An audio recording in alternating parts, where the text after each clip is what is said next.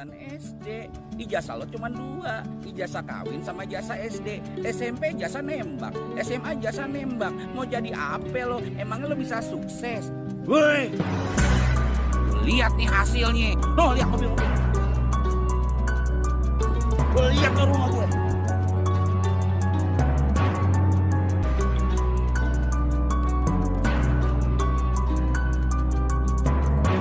Gue punya lapangan sama kebun, lihat tuh.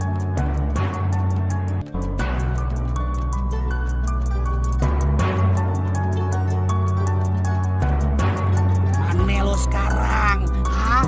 Bukti ngalahin teori Mas Bro. Buktikan dengan prestasi, bukan banyak basa-basi.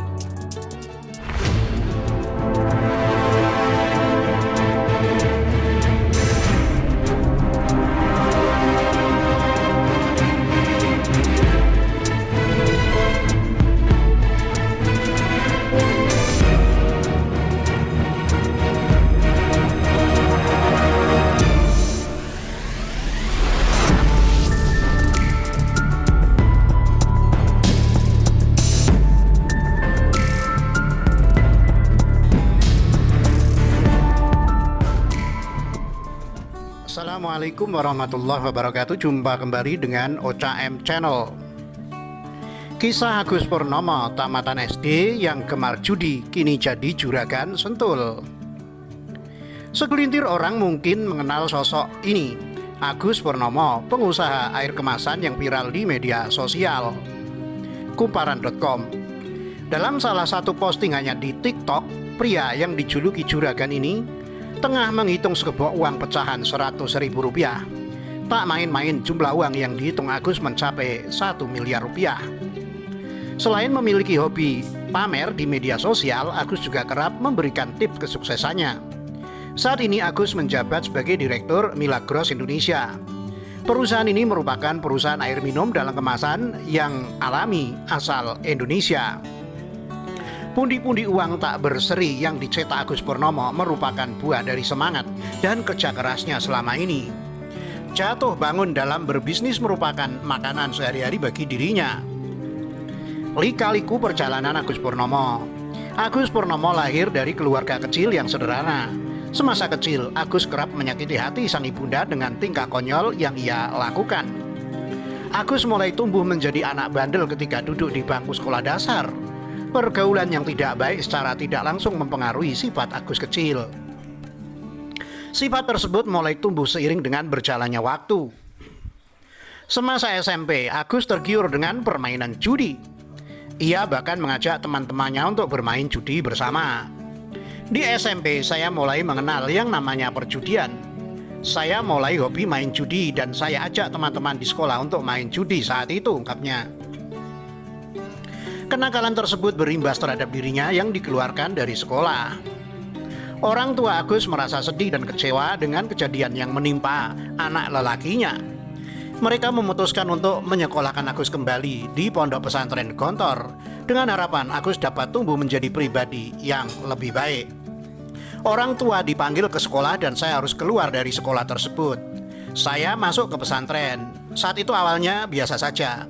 Namun akhirnya saya jenuh di pesantren dan saya putuskan untuk keluar dari pesantren, pungkasnya. Keputusan Agus untuk keluar dari pondok pesantren tak membuat sang ibunda marah.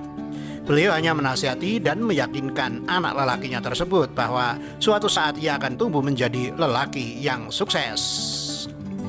Akhirnya Agus bangkit dan memulai kehidupan dengan semangat yang baru.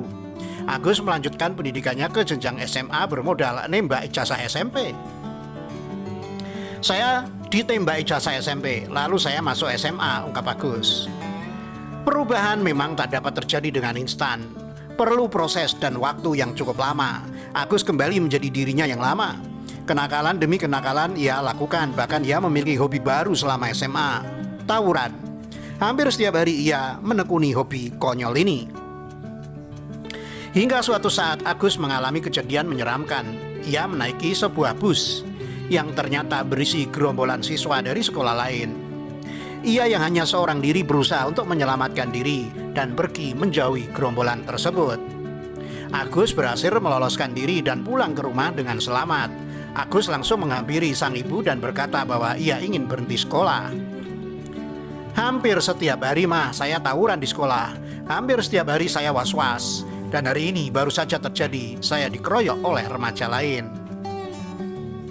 Keinginan Agus akhirnya terwujud meski tak sepenuhnya. Agus kembali melanjutkan pendidikannya di tingkat universitas bermodal nembak ijazah SMA.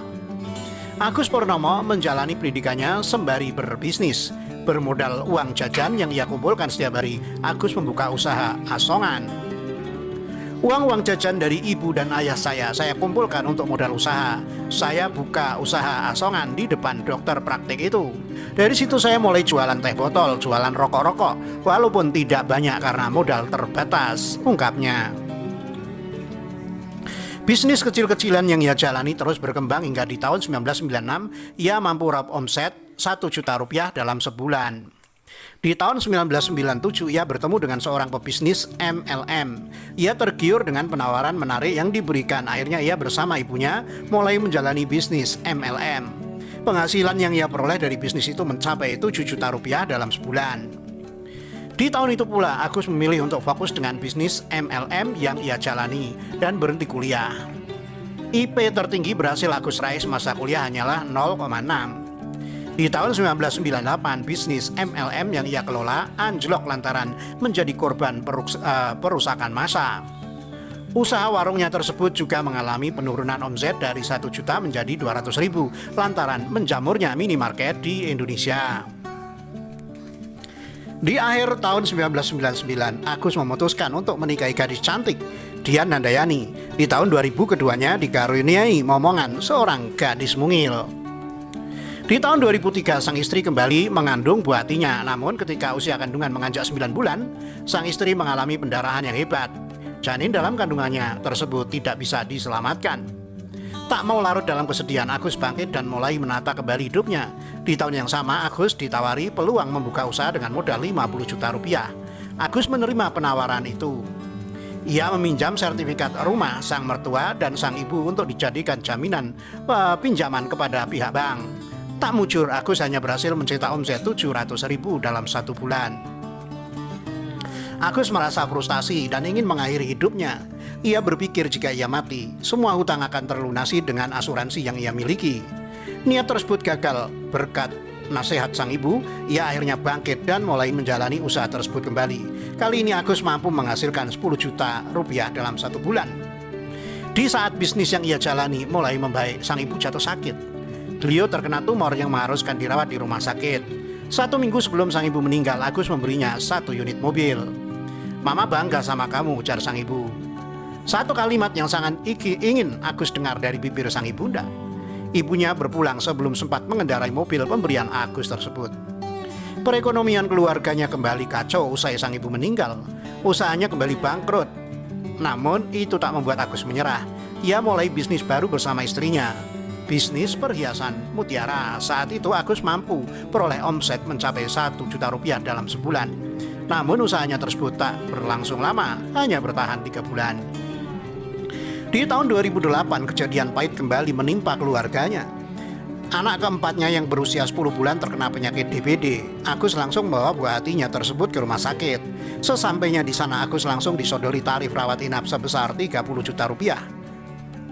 Agus langsung pergi dan kembali ke mobilnya. Ia memukul dashboard mobil dan meluapkan kesedihannya kepada saudaranya. "Jangan kamu jadi orang miskin. Kamu lihat kan anak saya sedang koma tapi saya tidak bisa membantunya," ujar Agus.